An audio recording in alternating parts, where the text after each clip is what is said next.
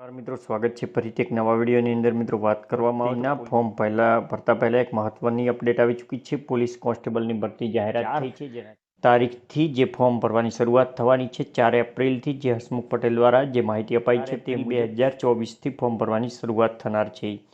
તો ફોર્મ ભરતા પહેલાં જે વિદ્યાર્થી મિત્રો 12 પાસ કરેલ છે તેમને જે ફોર્મ ખાસ અગત્યની સૂચના આપવામાં આવી છે।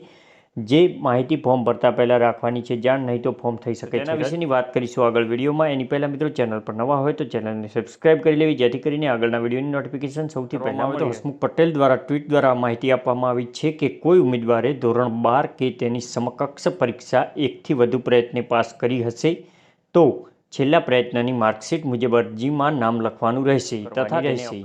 તો મિત્રો જે ધોરણ 12 પાસ કે તેની સમકક્ષ જે લાયકાત રાખવામાં આવી છે તેમાં જે એક કે તેથી વધુ પ્રયત્નથી એક્સ તરીકે જે પરીક્ષા આપેલી હોય અને વધેલી હોય તો છેલ્લા પ્રયત્ન કે જે છેલ્લી વખત પાસ કરેલ હોય તે માર્કશીટમાં જે નામ હોય તે જ અરજીમાં નામ લખવાનું રહેશે અને તે માર્કશીટને અપલોડ કરવાની રહેશે।